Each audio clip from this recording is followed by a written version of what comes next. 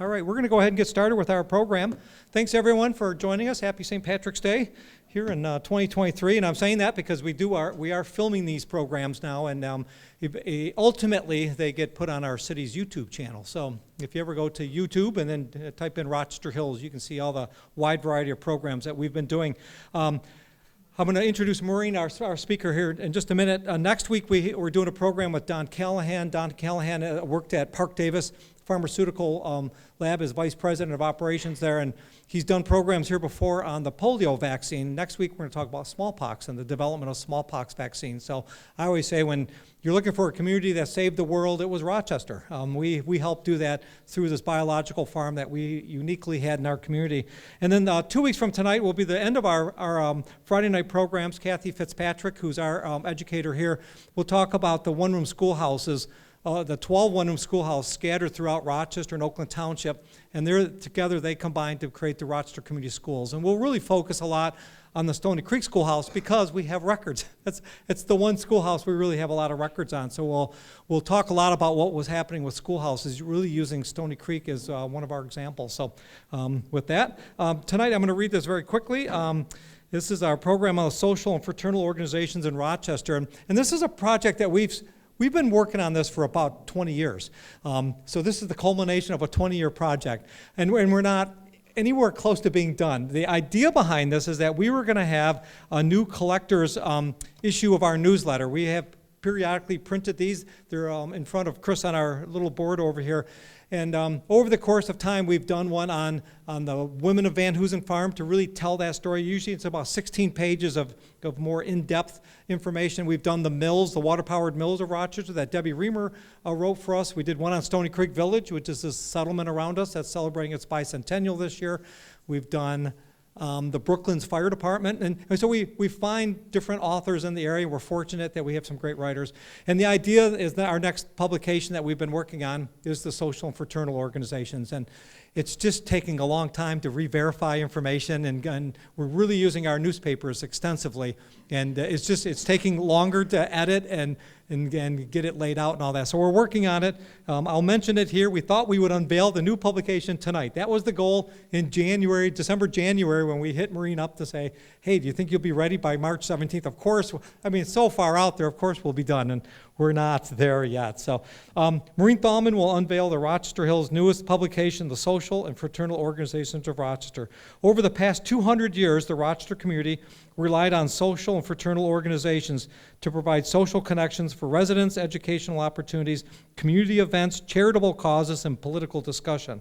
From the local Masonic chapter, the oldest in the state of Michigan, to the Women's Relief Corps and the Blue Star Mothers, enjoy hearing about the organizations that have made Rochester one of the most fascinating communities in Michigan.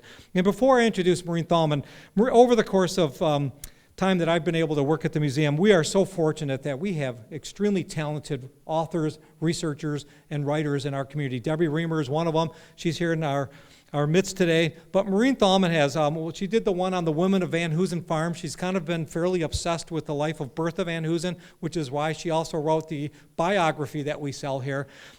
She's been published in various statewide history magazines, one on the Millerites. The Millerites was a cult. I was trying to find the right word. It was a cult in the Rochester area back in the 1840s. And so it's a really interesting, and she discovered these things doing some various readings when she was on staff here at the museum, and she bumped into these people, and she bumped into a woman named Fidelia Gillette, and she showed me that she's in a preliminary draft copy of identifying these personalities and stories that have been lost to time. And she does a great job pulling the stories together and then finding the thread and telling these remarkable stories. I know she's presented on Fidelia Gillette, and once that book is published, we're going to do it again, and we'll do a book signing. So tonight we're fortunate to have Maureen Thalmann. Let's give her a warm welcome. Thanks, Maureen. Okay, here's your remote. Very good, thank you. And thank you for having me here on St. Patrick's Day. I'm 100% Irish, so this is really nice. And I've got my green on, and I made Irish soda bread if anybody would like to partake. Okay, so last summer, Pat asked me if I'd be interested in doing a project for the museum. And of course, you can't say no to Pat McKay. So He wanted to share the history of the various fraternal, social, religious, and business organizations that had made Rochester Rochester and Rochester Hills, the vibrant community that we know today. Now, this is a very different project than what I normally do. As Pat said, I do biographies. I love to tell the stories and history through someone's life. So this was very different for me to do, but fun nonetheless. Pat explained that we could find information in the extensive research done by a volunteer in the 1990s. Now, in the pre-digitalized era, volunteer Jen Healy had painstakingly gone through hard copies of the era newspapers and made copies of clippings that mentioned any group that was meeting here in Rochester. She found articles about the various clubs and organizations, and her work is the basis of my slideshow and the project that I worked on. A little clarification and housekeeping. In my talk tonight, I will refer to the area as Avon Township and the village of Rochester. Avon Township was established in 1835 and became the city of Rochester Hills in 1984. The village of Rochester was established in 1869 and became the city of Rochester in 1967. And we know, of course, that prior to the pioneers coming to this area, there were Native Americans roaming our hills here. Also, perhaps, French voyagers hunting for the abundant animals that were here. But my task was to research and report on the activities of the residents of this area, as reported in the Rochester era. Now, you probably know the Rochester era was a 7-column weekly newspaper started by T.B. Fox in May of 1873. It was devoted to the news and interests of Avon Township and the village of Rochester. There were very few images in this paper, save, of course, some sketches for advertising. And to create this PowerPoint, I was very lucky to have the help of Samantha, you know, the archivist in the museum, for supplying me images from the museum's archives. And I had to search the internet for others. I have had to use some poetic license to illustrate some of the slides, so I hope you'll understand.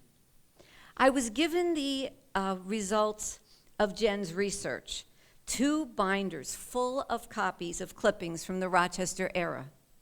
Diving in, I found that the Rochester era's reporting included the names of residents who participated in various groups, as well as the gatherings, locations, and activities for some of the groups we're going to talk about. Others, they merely reported that a group planned to have a meeting or had recently had a meeting. Some groups had names that were well known, others names that were self-explanatory, and some that were unusual or cryptic.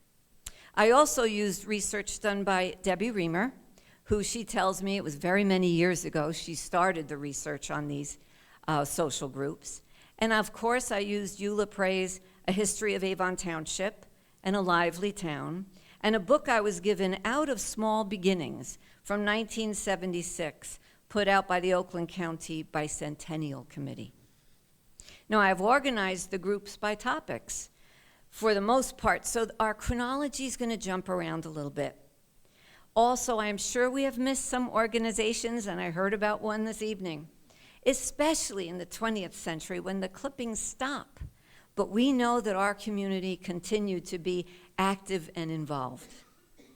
Now, I'd like to share with you yet another example of how the Rochester area earned the name Lively Town.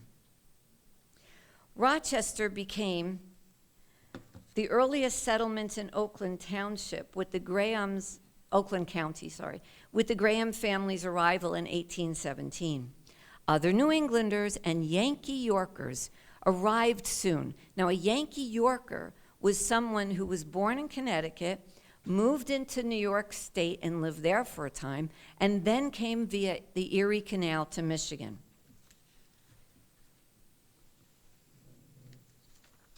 By 1837, when Michigan became a state, there were 164 souls calling the area home. They were a homogeneous group, overwhelmingly involved in agriculture and sharing a Christian faith. Neighbor helped neighbor, clearing land, raising structures, assisting in harvest, and sharing the services of bulls and stallions. As the area developed, the population grew and improvements were needed. The area's men became involved in road maintenance, public education, mail delivery, and township government. When farming grew beyond the subsistence stage, area men had some spare time for other interests. They gathered in fraternal organizations, and the first of these was the ancient, free, and accepted Masons. Many of the settlers had belonged to Masonic lodges in their home states, and one, Judge Nathaniel Millard, here in Stony Creek, held meetings in his home. You might recognize his home there on the right. Formed during the Middle Ages, the Order of Masons and Freemasonry had a secretive nature. Their rituals and secret degrees within the organization caused folks to be suspicious of them. In 1826, a disgruntled Mason, William Morgan of New York, threatened to expose Masonry's secrets and disappeared just before publication of his work. The public believed the worst. His disappearance fueled anti-Mason fervor, and Judge Millard asked to have the meetings removed from his home. During this very difficult time for Masons, the cornerstone of Michigan's very first Masonic temple was laid here in Stony Creek on Mount Moriah. Dedicated Stony Creek Mason Daniel Taylor opened and closed the lodge on meeting nights, placing a lit candle in the window, letting his lodge brothers know that a meeting was being held, even though he usually sat alone in the lodge. After the Morgan excitement ended, the lodge was moved to Rochester. An offshoot of the Masons, the Order of the Eastern Star, came to Rochester in 1896 and was open to both men and women as long as they had a relationship with a Mason. Rochester's chapter 165 was active well into the 20th century as a charitable organization. In what was called the golden age of fraternal organizations, numerous examples developed, and many found their way to Rochester and Avon Township. After the Civil War, there were great societal changes and financial hardships. It brought about a need, these changes brought about a need for safety nets and personal support. Fraternal benefit societies developed to fill that need.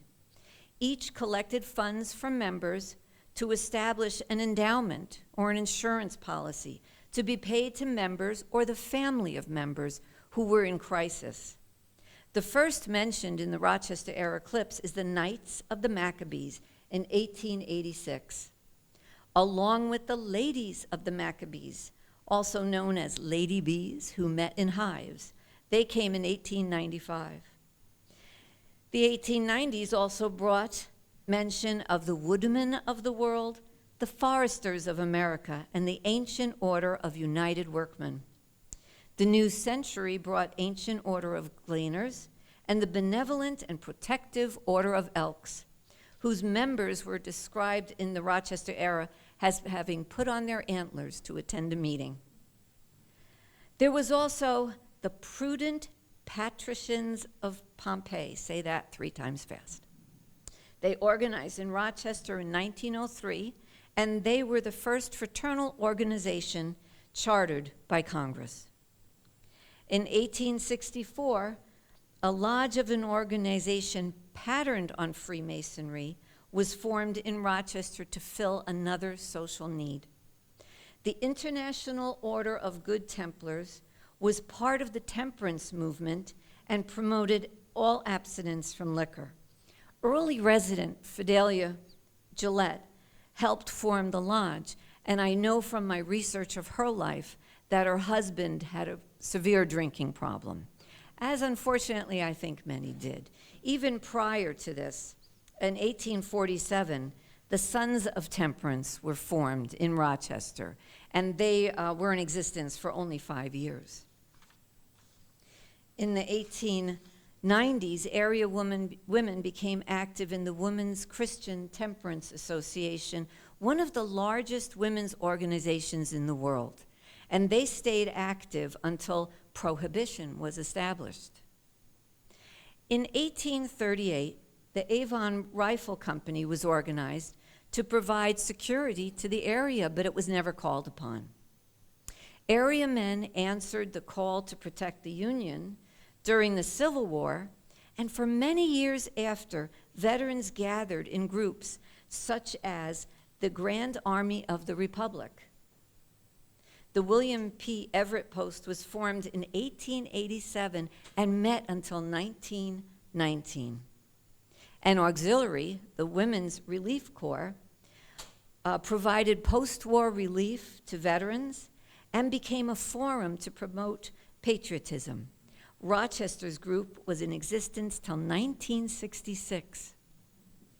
The railroad and technical advances that aided the Northern Army during the war had an effect on rural communities, like Avon Township. Some farmers purchased the newly developed iron plow to meet the growing demands from industrialized cities. While the plow increased productivity, it reduced the need for farmers to help each other. Farmers unable to adapt to the realities of new realities of agriculture considered leaving the land.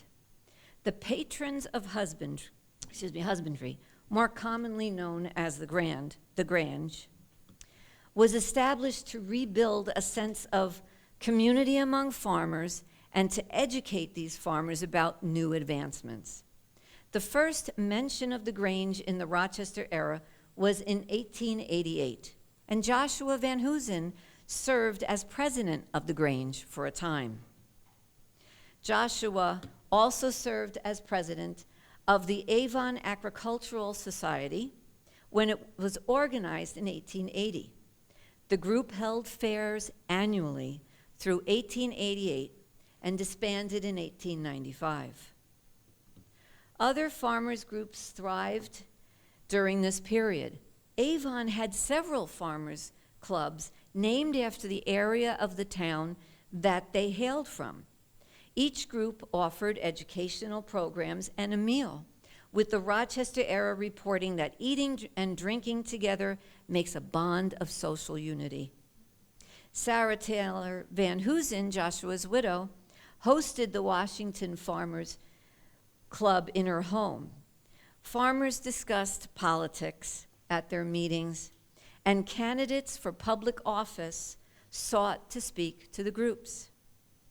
The Grange was affiliated with the Greenback Party. The name of the party referred to the non-gold-backed paper money with green ink used on the reverse side. The party believed in using unbacked currency, which would assist farmers by raising prices and making debts easier to pay. Rochester men were members of the Lincoln Club. Members met each year after its founding in 1890 at a banquet in Pontiac to pay tribute to the late president and to hear orations by national Republican statesmen. In 1904, Congressman James Watson of Indiana and the Detroit U.S. District Attorney, Mr. Gordon, spoke. In 1888, Harrison and Morton Club was formed to promote the presidential campaign of Benjamin Harrison.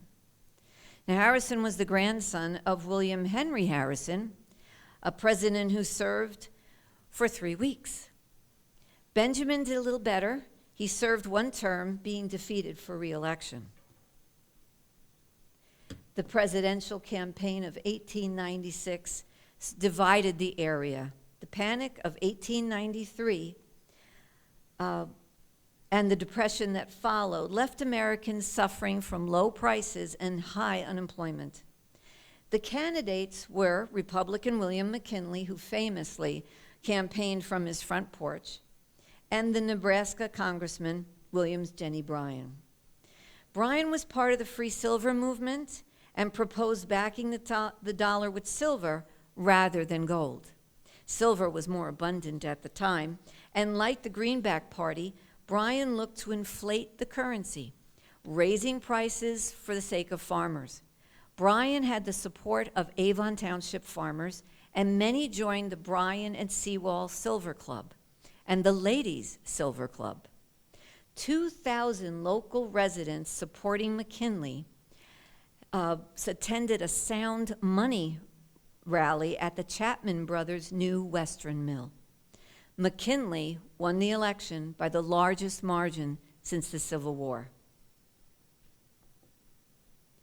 Camaraderie and entertainment were found in the men's bands established in the early years.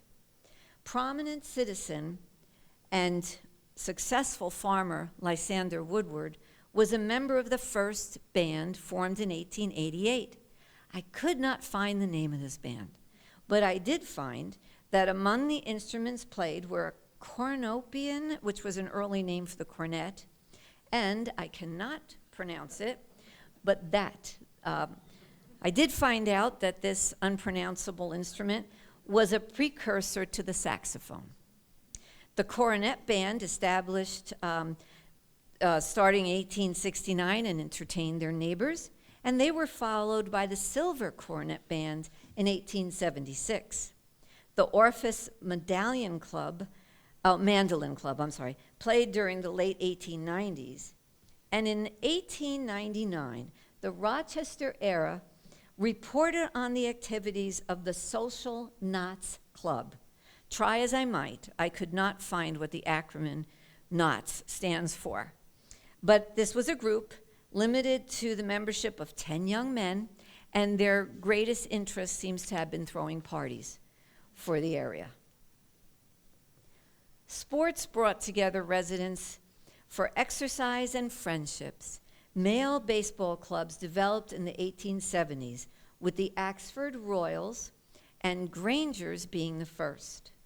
In the 1890s, there was a ladies' drill corps made up of young women practicing military drill and discipline for health, exercise, and good times. Now, this was a national group. I found them mentioned even in California and described as having very natty uniforms, but I couldn't find a picture of them anywhere. The Snowbound Club met, but I don't know what they did. I just saw listings of their meetings coming up. And there was a badminton club that was active at the turn of the century. The Camping Club owned docks at Lake Angeles and a boathouse on 3 Mile Lake. The Rochester era reported on the activities of the Rochester Gun Club.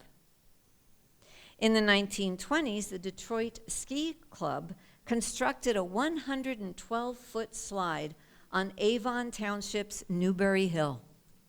It brought flyers, which were the jumpers, from around the United States and as far away as Scandinavia.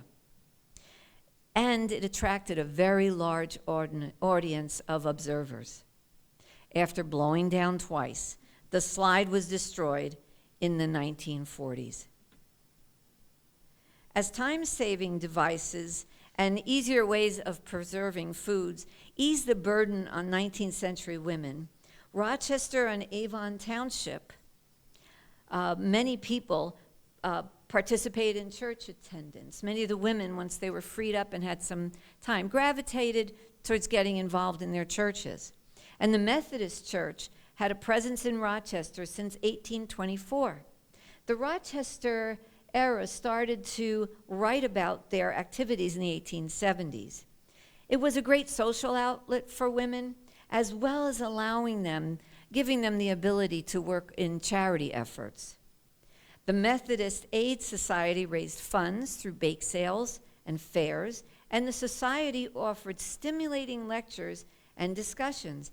Many women even served on committees that oversaw the church's organizations and finances, even choosing the new pastors, which I found kind of surprising. The Epworth League was a group for young adults, offering literary programs and activities.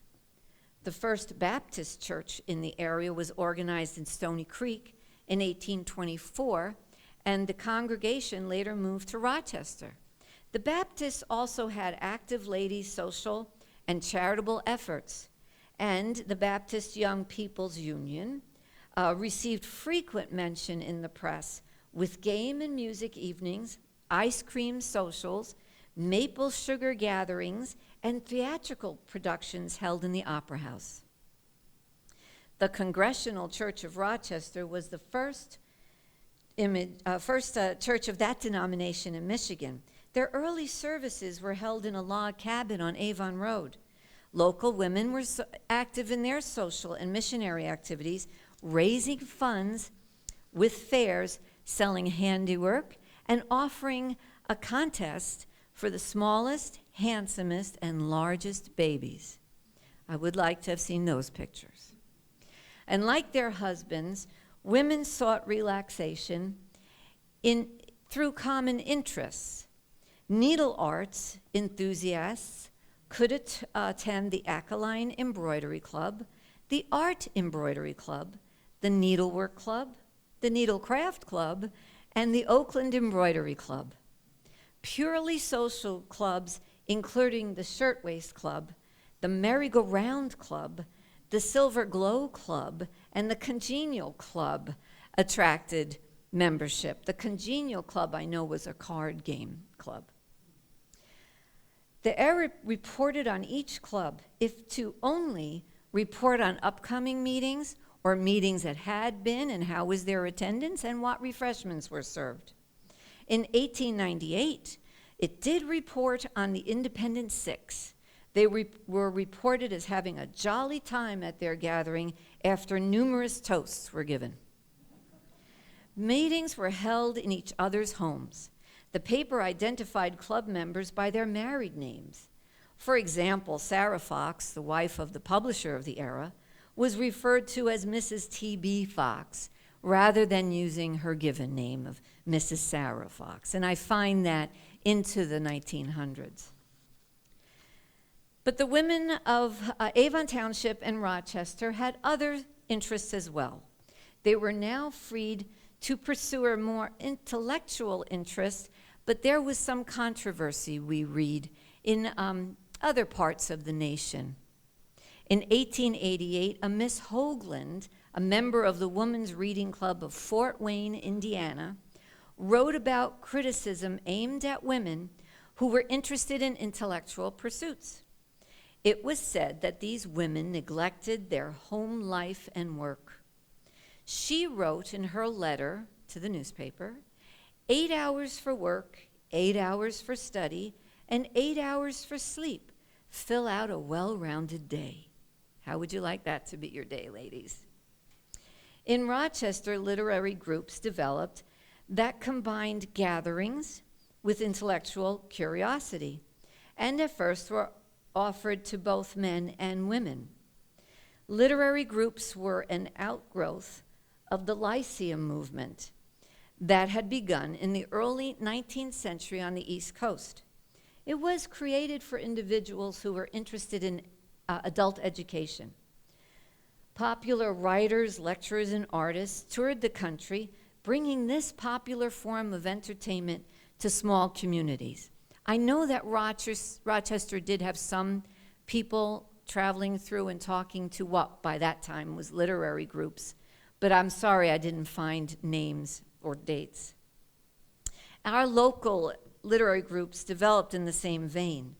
The interests were eclectic.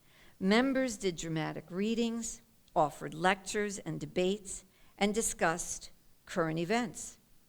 In the 1870s, the Rochester Era reported on the Lecture and Library Club, the Rochester Library Club, the Avon Ladies Library Association, and the Rochester Library Club.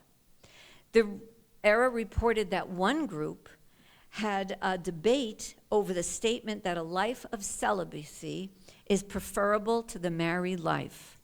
And, believe it or not, they decided the statement was true. Other similar groups developed during this time. History buffs could attend meetings of the History Club, the Universal History Club, and the French History Club. In 1874, the Pioneer Society, that is still in existence in Pontiac, opened membership to the surviving settlers of Avon. Members needed to have lived in Michigan for 35 years. Most of these groups gradually declined in the 20th century as new forms of entertainment came to occupy residents' time. A notable exception is the Rochester Women's Club that was founded in 1896. Some of the first founding groups, their names are quite recognizable. For me, Fidelia Gillette is there at the top of the page. Also, Sarah Fox, Jane Barways, and I'm sorry I don't know the first names of Mrs. Snook and Mrs. Chapman. It became a community force whose effect was felt well into the 20th century. Initially following the theme of early literary clubs, the group was limited to 30 members that could comfortably fit in a member's home. Attendance was mandatory, and an unexcused absence meant dismissal. Members were assigned research subjects and took their projects very seriously in their preparation and presentation. Some of their subjects in the early days were a review of Poe and his work, current events in Germany, and latest advances in medicine and surgery. It's quite impressive what these ladies were willing to research. The Rochester group was founded during the Progressive Era, when mostly middle and upper class women turned their attention to the problems of society, immigration, public health. The Rochester Era reported that the group here saw a shift in their focus from art and literature to an examination of women's place in society. Their presentations then included Our Forgotten Foremothers, Women in Modern Literature, Education of Our Girls is Affecting Our Future, and the Position of Women in the World Today. Rochester sent representatives to the conference of the General Federation of Women's Clubs, and they came back and reported that clubs that did no outside work would not remain members in good standing. And the Rochester group took this to heart, first by planting shade trees, working to stop tobacco use, and opening and furnishing the first public library in 1918. They also furnished the area's first community house, where they later held their meetings. Their influence continued to grow. The Tuesday Musicale was sponsored by the Women's Club and offered theatrical productions using residents as entertainers. In 1927, they subsidized the founding of the Rochester Business Women's Club, which held dances and card parties to raise money to educate girls for the business world. Their offshoot, the Rochester Junior Women's Club, was established in 1956 with 16 members, and in 2022 had over 70 members. The group provides volunteers for community service and raises funds in support of charities. Do we have any members here? And it's still a big active group. The 20th century held some challenges for our area's residents. There were concerns about the education that would be needed by the next generation, and the PTA attracted large audiences for their programs. This is a picture I found of a PTA gathering in Virginia, but I thought it was very it explained that people were getting together and very interested in educating their children. Additional programs were offered to kids like the Vacation Reading Club, and the College Club helped high school seniors choose a vacation. And our Dr. Bertha Van Hoosen spoke at a dinner they held in March of 1931. The Girls Friendly Club had been started in England to guide young women who were leaving rural homes for city life. And in Oakland County, the group taught girls skills for living safe, productive lives. And I've talked to people who were familiar with the group and knew older women who had been involved in it. War once again brought activism in support of veterans. The American Legion was founded in 1919. Returning servicemen established the Homer Wing Post on the grounds where Rochester's initial founders created their home. Members advocated for disabled vets, vocational training, and enhanced service pay.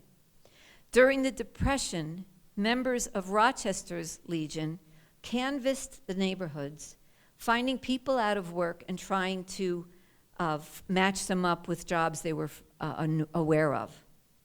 In World War II, the Legion had a leading role in passing the GI Bill.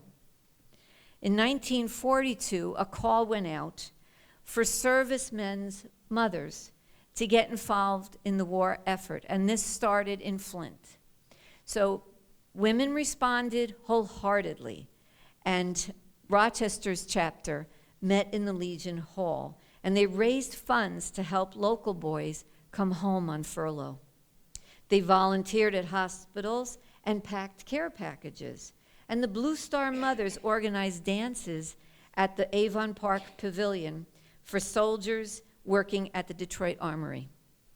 The group continues today, still supporting active duty military, promoting patriotism, and assisting veterans groups. We know that the Rochester area continued to grow. We see the results today.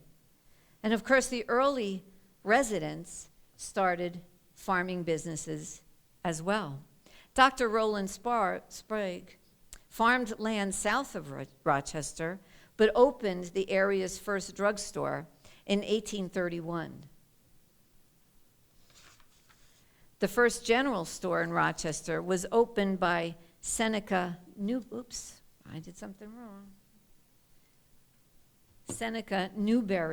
in 1827. Mr. Newberry was one of those Yankee Yorkers I talked about, and he became a postmaster in 1827, soon after his arrival. He was also very active in county government, and he was a very large landowner. We talked about Newberry Hill, where the slide was, and that was his property.